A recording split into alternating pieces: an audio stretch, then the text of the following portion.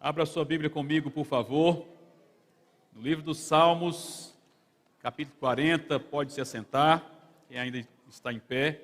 E, na verdade, não apenas abra a sua Bíblia, mas se puder projetar, eu vou ler na Nova Almeida Atualizada. Se puder projetar aqui a Nova Almeida Atualizada, eu queria te convidar a fazermos uma leitura responsiva do Salmo 140. Eu leio os versículos ímpares e vocês leem os versículos pares. Salmo 140, Salmo de Davi, uma oração por proteção. Vamos juntos, por favor, eu com os ímpares e os irmãos e irmãs com os pares.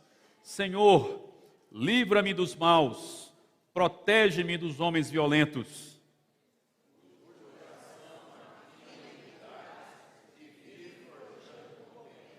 Aguçam a língua como a serpente, sob os lábios tem veneno de víbora.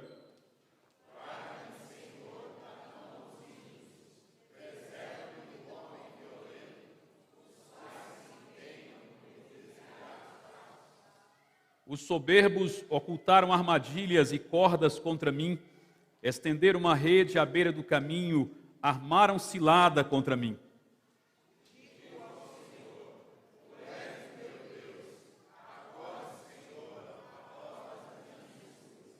Ó Senhor Deus, força da minha salvação, Tu me protegeste a cabeça no dia da batalha.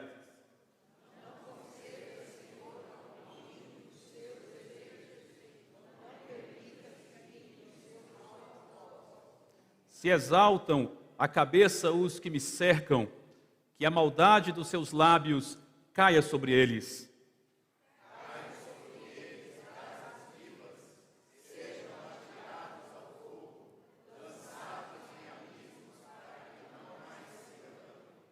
O caluniador não se estabelecerá na terra. Ao homem violento, o mal o perseguirá com golpe sobre golpe.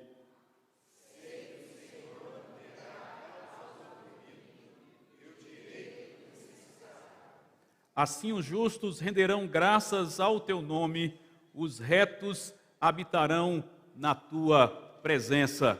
Salmo de Davi. Salmo de Davi, que vem de uma oração feita pelo rei Davi, certamente em um momento de aflição, de alma, de angústia, de espírito, em uma das batalhas, das lutas reindas que ele sempre travava. Não temos muitas informações acerca de quando esse salmo foi escrito, mas o fato é que foi escrito como uma oração de clamor a Deus, clamando, pedindo proteção contra aqueles que eram contra o rei e contra o povo de Deus. Uma das características do Salmo de Davi é que muitas vezes ele faz o contraste entre os bons e os maus, entre os ímpios e os justos, entre aqueles que temem a Deus e os que não temem a Deus. E esse é o caso do Salmo 140, quando ele começa a oração dizendo: Senhor, livra-me dos maus, ou livra-me dos homens maus. E ele vai dar características e atributos a esses homens maus ao longo do salmo desta oração. Nos versículos 1, 4 e 11, ele chama esses homens maus de violentos. No versículo 4, ele os chama de ímpios. No versículo 5, de soberbos.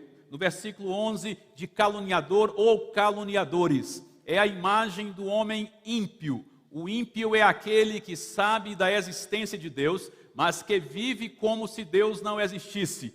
O ímpio é aquele que não é o ateu. O ímpio é aquele que entende a existência de Deus, mas não leva em consideração no seu dia a dia. Em contraste desse homem ímpio, desse homem mau, o salmista fala do justo no versículo 13. E sobre o justo, no versículo 12, ele fala que é o oprimido, que é o necessitado. No versículo 13, ele chama os justos também de retos. É o contrário do ímpio. É aquele que sabe da existência de Deus e que vive em prol da existência de Deus. É aquele que leva uma vida teorreferente. A referência da sua vida é Deus. Ele vive para Deus, à luz de Deus. Esse contraste, portanto, entre os ímpios e os justos é um contraste comum nos Salmos e em todas as Escrituras. Não por acaso, lá em Romanos 1,18, Paulo diz que a ira de Deus se manifesta do céu contra toda impiedade e injustiça. Esse contraste, o ímpio e o injusto, é o contrário do piedoso e do justo.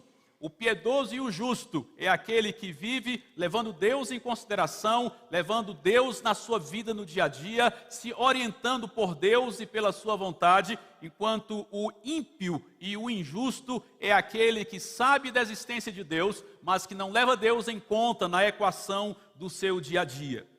O salmista Davi, ele se vê então nesse dilema. Ele olha para os seus inimigos, aqueles que o atacam, aqueles que o oprimem, aqueles que querem a sua destruição, e os vê como aqueles que são, em última instância, não apenas os seus inimigos, mas os inimigos de Deus, são os ímpios, inimigos do Senhor. E por serem inimigos de Deus, atacam o justo, aquele que teme, que vive e que ama a Deus. No versículo ou verso, né? Salmo não tem versículo, Salmo tem verso, é uma poesia. No verso 2, ele começa mostrando o que o ímpio faz, o que os ímpios, como os ímpios agem. Ele diz assim: planejam o mal no seu coração e vivem provocando conflitos. Essa é uma característica interessante. O ímpio é ímpio não pelas suas ações, o mal é mal não pelo seu comportamento. Esse ímpio é ímpio porque há impiedade no seu coração. E porque no seu coração há impiedade, tem planos maus no seu coração, esses planos, esses pensamentos, esses ideais marcados pela queda, pela maldade, eles se transformam em planos, e esses planos então geram conflitos. O versículo 3, o verso 3, ele diz: aguçam a língua como a serpente, sob os lábios tem veneno de víbora. E guarda-me do Senhor das mãos do ímpio, ele clama, porque esse ímpio, ele é ardiloso, ele tem como uma serpente venenosa, ele destila veneno dos seus lábios, da sua língua, a sua língua é como a língua de uma serpente aguçada, e inclusive é possível que Paulo, escrevendo aos Romanos acerca da queda, lá no capítulo 3, verso 13, ele cite esse salmo, quando lá em Romanos ele diz que a garganta deles é sepulcro aberto, com a língua enganam, veneno de víbora está nos seus lábios. Paulo se referindo aos ímpios, caídos, aos pecadores, que são aqueles que não temem a Deus. Tiago também possivelmente faz uma referência a esse verso do Salmo 140, quando lá no seu livro, capítulo 3, verso 8, ele diz que a língua ninguém é capaz de domar. É mal incontido, cheio de veneno mortal. O salmista está falando de um mal que é chamado nas Escrituras de maledicência. A tendência do coração humano de se achar em condições de julgar o outro, de avaliar o outro e de proferir palavras ruins contra os outros, palavras más contra os outros. Em outras palavras, está falando de fofoca. Né? De fofoca. Ele está dizendo que os ímpios, eles são fofoqueiros, que da sua língua aguçada como serpente e dos seus lábios como de víbora, destila veneno contra ele, contra Davi, contra o salmista, destila outros. Uma coisa que mais me chocava mais nos chocou, na verdade, quando chegamos no Amazonas, é que em contato com os irmãos indígenas, crentes em primeiro momento, especialmente os pastores indígenas, a gente perguntava sobre quais as principais dificuldades que as igrejas ali enfrentavam. E geralmente eles nomeavam 3. Uma delas era o problema de queda moral, geralmente por bebedeira e relações sexuais impróprias, ilícitas. A segunda era libertinagem ou licenciosidade entre os jovens. Mas geralmente número 1 era fofoca. Fofoca, né? Muitas fofocas com as comunidades, várias famílias que vivem em comunidade, então todo mundo sabe da vida de todo mundo, tudo que acontece é público, é comum, e as pessoas se sentem à vontade para falar da vida alheia. E aquelas fofoquinhas eram as principais razões de rixas entre famílias, entre pessoas, de disciplinas na igreja, de divisão de igreja e assim por diante. Quando nós avançamos para o interior da floresta, e aí fomos trabalhar com os não crentes, lá também era a mesma queixa. a fofoca é o principal problema daquelas comunidades. Só que lá entre os não crentes, a fofoca geralmente resultava em intrigas entre famílias, que no dia das bebedeiras coletivas resultavam em brigas, agressões físicas, às vezes em assassinato e muitas vezes em aldeias se dividindo. Tudo começava com uma fofoquinha, às vezes entre as mulheres, às vezes entre os homens. Lá não tem gênero fofoca não, é generalizado. Aquilo me chocava porque eu vim de uma família, meu pai era um sertanejo, já faleceu, um sertanejo do sertão da Bahia, e meu pai um homem muito austero, honesto, sincero, mas também muito irascível. Ele não aceitava de forma alguma fofoca na minha casa. Ele chegasse em casa e encontrasse alguém falando do outro, da vida do outro, ele já na sua irascividade, que era muito comum, estourava, dava aquela ralhada, como diz no norte, e acabou. Aqui em casa não tem lugar de falar da vida dos outros. E eu realmente cresci com essa cultura familiar, e eu senti essa estranheza quando cheguei lá na Amazônia. Mas eu confesso para vocês que depois de um tempo, olhando de lá para cá, eu passei a perceber assim, isso é comum em toda a sociedade, né? Em toda a sociedade. Nós aqui que não vivemos em comunidade, então não trombamos muito uns com os outros, parece que não nos é um mal muito comum, mas olha para as mídias sociais, é o palco máximo da maledicência, onde as pessoas na distância do virtual se sentem à vontade para maldizer o outro, para criticar o outro, para cancelar o outro, para falar o que pensa, sem pensar que aquilo pode ferir o outro, pode machucar o outro, pode trazer um problema para o outro, não é? É um cenário high-tech, tecnológico da fofoca, fofoca tecnologizada, as redes sociais, não é? Olha para a política, e como a gente vê a maledicência na política, o veneno sendo destilado dos lábios, como diz aqui o salmista, não é verdade? O candidato tentando ganhar do outro, desconstruindo a imagem do outro, as fake news, e assim por diante. A maledicência é algo comum em toda a sociedade, porque como diz o salmista, vem do coração. É um coração caído e ímpio. Um coração daquele que sabe que Deus existe, mas que vive como se Ele não existisse, que se comporta como se Ele não estivesse presente. Eu gosto sempre de lembrar que se nós tivéssemos a plena certeza de que Cristo Jesus, de maneira corpórea, está do nosso lado, nós não faríamos tudo que nós fazemos e nós não falaríamos tudo que nós falamos. O detalhe é que, segundo as Escrituras, Ele não apenas está de forma corpórea ao nosso lado, mas Ele habita dentro de nós. Ele conhece o nosso pensamento, o Espírito Santo conhece os nossos sentimentos, conhece todo o nosso raciocínio, e às vezes nós nos comportamos e falamos como se Ele não estivesse presente, mas Ele está e nos contempla à luz do sol, contempla o nosso coração como se Ele estivesse exposto numa mesa ao ar livre à luz do sol. Às vezes nós vivemos e lidamos com essa herança da impiedade que está no nosso coração por sermos caídos, apesar de regenerados, salvos e transformados, nós trazemos essa herança no nosso coração e às vezes nos comportamos como os ímpios, de cujos lábios e língua destila veneno, como diz o salmista. Maledicência. A oração do salmista é: livra-me dos maus. É tanto livra-me dos homens maus, como livra-me da maldade dos homens maus.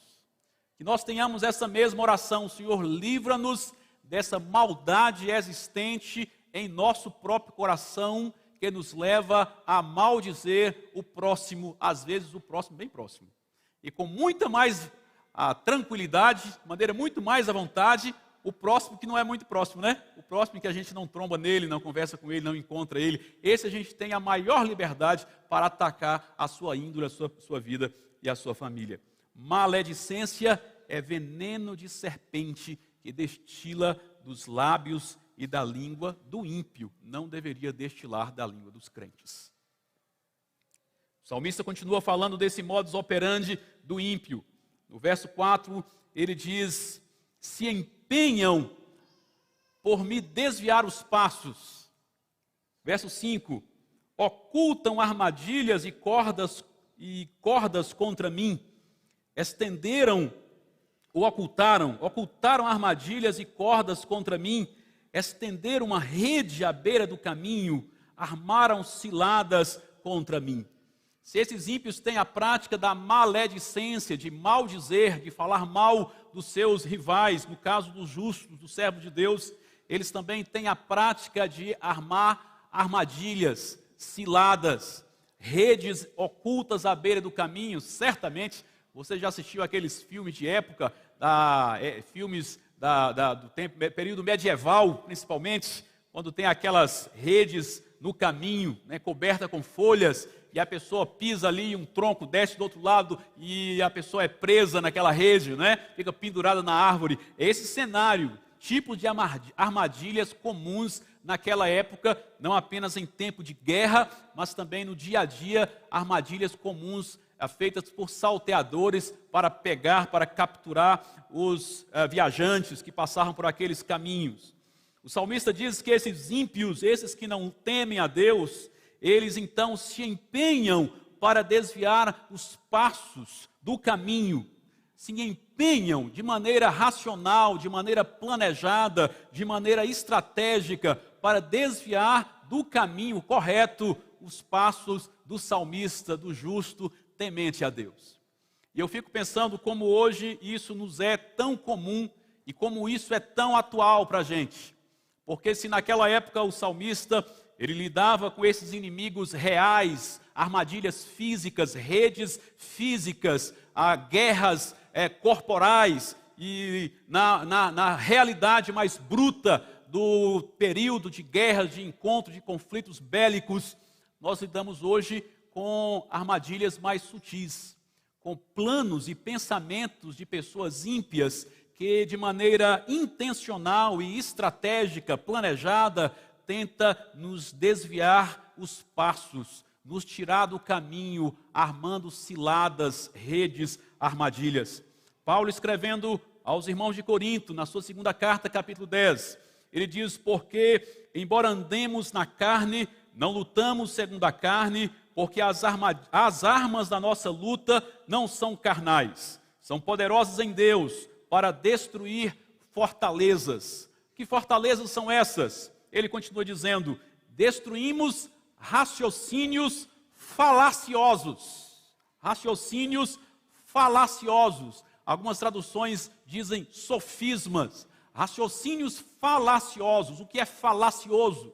Falácia é a mentira em forma de verdade.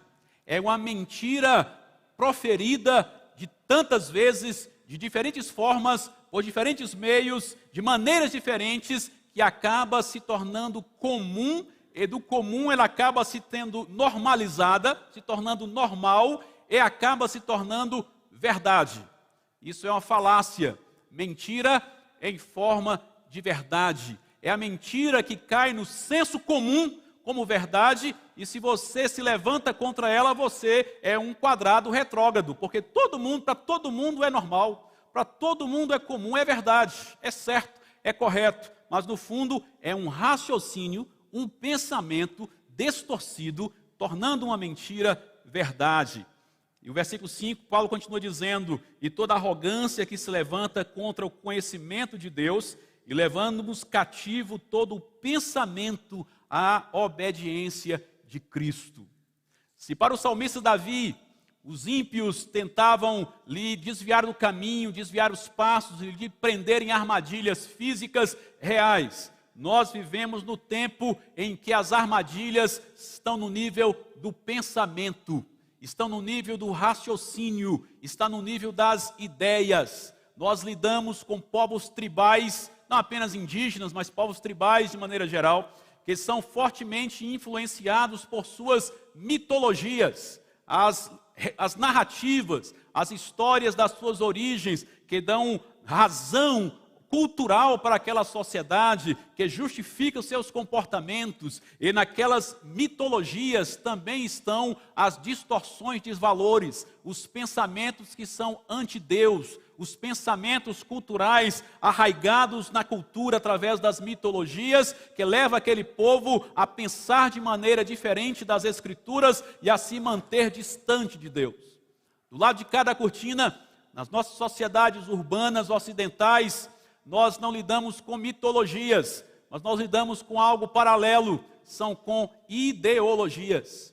Os grandes ataques que nós sofremos no nosso tempo, na sociedade urbana ocidental, são os ataques das militâncias ideológicas, pensamentos, raciocínios falaciosos, pensamentos que tornam a mentira em verdade, e se torna tão comum que se torna o padrão. Quem pensa diferente está fora do padrão e, via de regra, é hostilizado, como o salmista o era ao pensar diferente dos seus inimigos e a viver de forma diferente dos seus inimigos. Essas ideologias, elas nos bombardeiam, elas nos atacam de diferentes frentes. Eu penso que vem principalmente dos centros de ensino, do ensino e da mídia. Os centros de pensamento, os centros de estudos, de ensino, começando pelas grandes universidades, os grandes pensadores, onde tem as grandes reflexões, as ideias são trabalhadas, são buriladas, são destiladas de cima para baixo, passa pelo meio universitário, alcança o ensino médio, o ensino fundamental, e às vezes nossa criança, nos primeiros anos, já vão sendo doutrinadas num pensamento anti-Deus, anticristão. O outro meio são as mídias. As mídias nos bombardeiam diariamente, nos atacam numa guerra mental, numa guerra de raciocínios falaciosos, de pensamentos enganadores, que são tão falados de maneira repetida e de maneira tão criativa e de maneira elaboradamente bela, que se tornam às vezes como verdades, pensamentos, raciocínios falaciosos.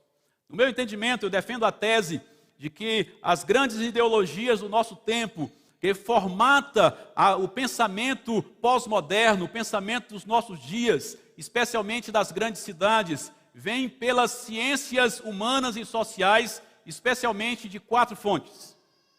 Da biologia veio o grande ataque do nosso tempo recente, através de Charles Darwin, quando desenvolveu a teoria da seleção natural, a origem das espécies. E ele então se propôs a explicar a criação sem um criador. E os seus seguidores desenvolveram o seu pensamento no que hoje nós conhecemos como evolucionismo, passando a tentar explicar o universo sem Deus. O que vem, o grande ataque das ciências biológicas, é essa tentativa de explicar o universo sem Deus. Esse é o grande ponto. E por que eu digo que é o grande ataque? Porque ataca o fundamento das Escrituras Sagradas, a base mais profunda das Escrituras Sagradas, o alicerce dos alicerces da Escritura Sagrada. Sabe qual é? Gênesis capítulo 1, versículo 1, onde diz que no princípio criou Deus os céus e a terra. Francis Schaeffer, o maior pensador reformado da segunda metade do século passado na Europa, missionário enviado dos Estados Unidos para a Suíça, ele afirmava que se nós riscarmos Gênesis capítulo 1, versículo 1 da Bíblia, todo o restante das Escrituras desmorona. Mas nada do Evangelho faz sentido se nós não crermos que no princípio criou Deus os céus e a terra. Essa é a base das bases do pensamento cristão. De toda cosmovisão cristã, é a compreensão que existe um Deus, esse Deus é infinito, Ele é pessoal e Ele é criador de todas as coisas, e é por isso que Ele é Senhor. Por que Ele é nosso Senhor? O salmista diz em outras partes, porque Ele é o nosso Criador. Se nós não crermos nessa verdade profunda, o restante do nosso pensamento cristão é como uma coxa de retalho que não forma nenhuma imagem, não faz sentido. E o evolucionismo ataca exatamente a base da base do pensamento cristão, de que existe um Deus infinito, pessoal, que criou todas as coisas, e por ter criado todas as coisas, é o Senhor soberano de todas as coisas. Não existe 1 centímetro nesse universo onde o Senhor diz, é meu, porque foi eu que criei. Lá vem o grande ataque, não é? O grande ataque vem dali. E na esteira de Darwin, vem então o segundo ataque, agora da sociologia, quando Karl Marx, ele se propõe a explicar agora não mais o universo, mas explicar a sociedade sem Deus. Em última instância, o pensamento marxista é basicamente isso, é uma tentativa de explicar e de reger a sociedade sem Deus. É isso, ter servos sem um Senhor, ou aliás, eliminar a imagem do Senhor para que não haja nenhum servo nessa terra, todos sejam os seus grandes senhores. E no final da vida de Karl Marx, um dos seus melhores amigos escreveu dizendo que ele chegou à conclusão que o grande problema social chama-se casamento monogâmico, porque toda a opressão social na luta das classes começa com a opressão de marido sobre esposa. Logo, o marxismo, na sua raiz, faz ataques direcionados de maneira pensada, estratégica à família, para desconstruir a família tradicional, pela compreensão de que toda a opressão tem origem no matrimônio, no casamento monogâmico, de acordo com as escrituras judaico-cristãs que colocam o homem como cabeça do lar. Depois deles, o movimento feminista deu um passo além e chegou à seguinte conclusão, que na verdade para desconstruir essas opressões sociais que existem, não basta desconstruir a família, porque a origem realmente não está no casamento, a origem está antes do casamento, a origem está na ideia de um Deus, do Deus judaico-cristão, cujas escrituras dizem que ele é o cabeça de Cristo, Cristo é o cabeça do homem, o homem é o cabeça da esposa. Logo, para desconstruir essa sociedade judaica cristã opressora, é preciso extirpar a ideia de Deus. O feminismo acadêmico advoga essa tese. Para valorizar a mulher e para trazer igualdade para todas as pessoas, é preciso extirpar essa ideia do Deus judaico-cristão. Esse ataque da sociologia marxista nada mais é do que uma tentativa de explicar a sociedade sem Deus. Depois da sociologia, vem o grande ataque da filosofia, através de Friedrich Nietzsche. Com seu perspectivismo, ele tenta explicar a realidade sem Deus, a realidade sem aquele que trouxe à existência todas as coisas, dizendo que o significado está em quem vê, na perspectiva de quem olha.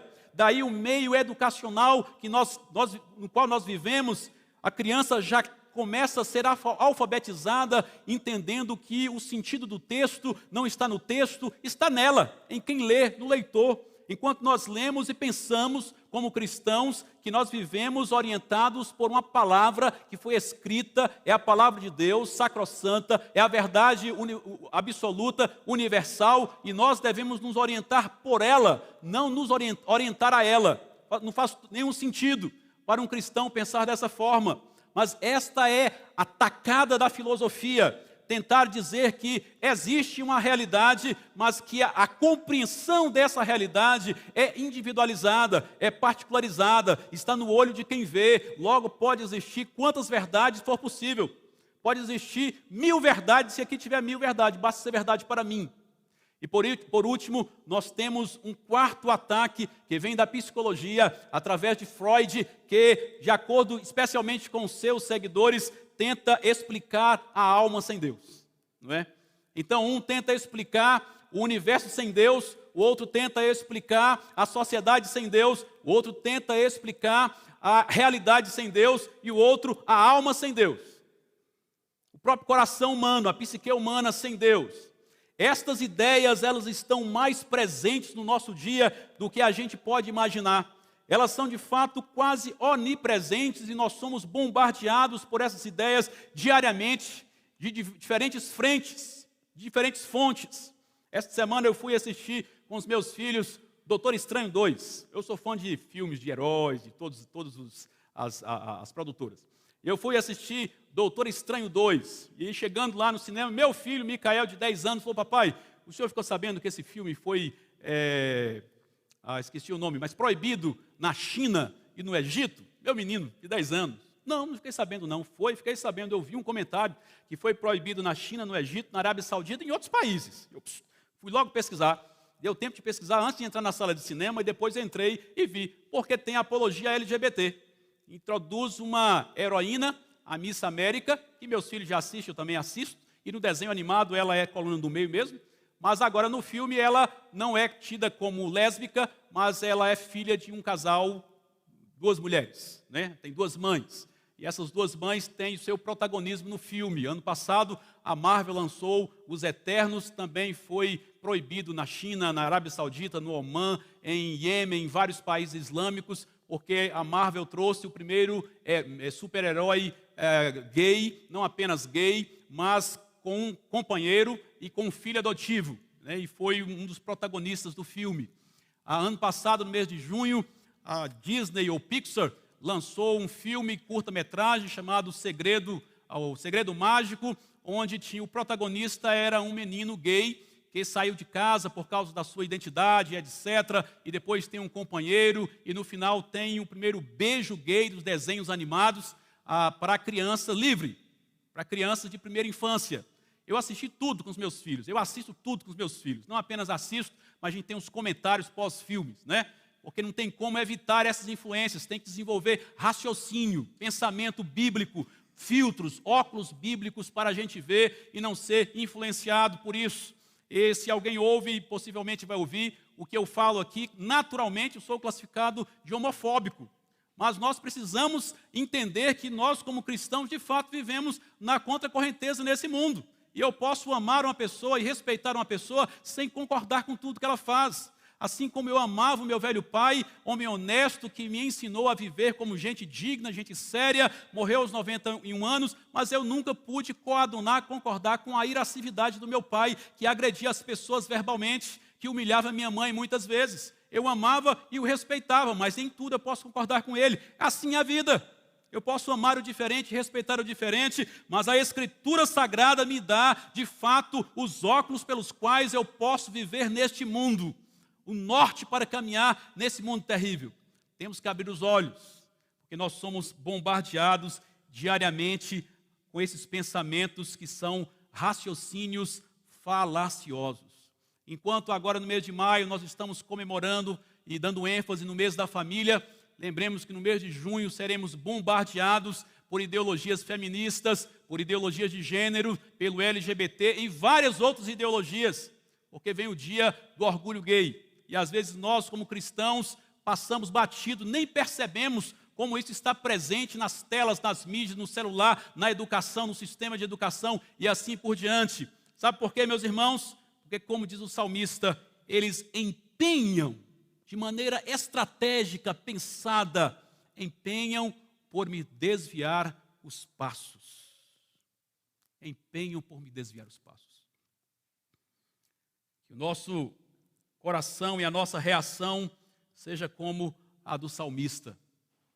O salmista diz: livra-me dos maus, livra-me dos pensamentos maus, livra-me das ideologias más, livra-me desses raciocínios falaciosos. Paulo, escrevendo aos Efésios, ele mostra como nós vivemos essa batalha, e ele diz assim: sejam firmes, cingindo-vos com a verdade. Nós precisamos nos apegar à verdade, que é a palavra de Deus, para estarmos firmes nessa batalha contra aqueles que tentam de maneira planejada nos desviar os passos. E Paulo diz assim: usem o capacete da salvação e a espada do Espírito, que é a palavra de Deus. Interessante que o salmista, ele falando, orando ao Senhor, ele diz no verso 7 assim: o Senhor, ó Senhor Deus, força da minha salvação, tu me protege a cabeça no dia da batalha. Me protege a cabeça. E Paulo diz: proteja-se com o capacete da salvação, esse arme da espada do Espírito, que é a palavra de Deus. Nós precisamos orar como o salmista: proteja a minha cabeça, Senhor. Livra-me dos maus, dos homens maus, dos pensamentos maus, protegendo a minha cabeça com a sua verdade, que é a sua palavra. Você precisa ensinar a Bíblia para o seu filho.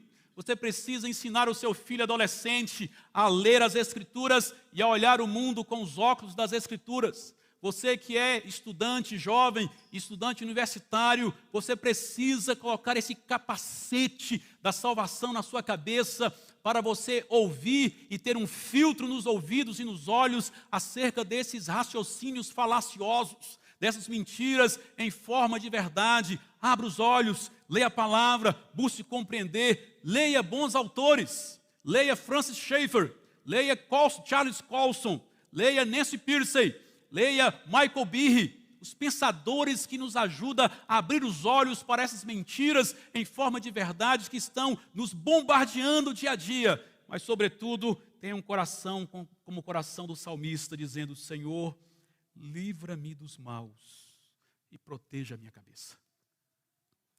Que o Senhor, pela sua graça e bondade, nos ajude a viver firmes nesse mundo em crise, em nome de Jesus.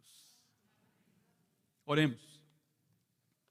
Obrigado, Senhor, pela sua santa palavra, que abre os nossos olhos, que abre a nossa mente, que desperta nosso coração para o perigo, para as ciladas, para as armadilhas, para as redes que estão no caminho. Dá-nos graça de manter os nossos passos retos no caminho do Senhor, usando a sua palavra como lâmpada para os nossos pés, e livra-nos do mal. Em nome de Jesus.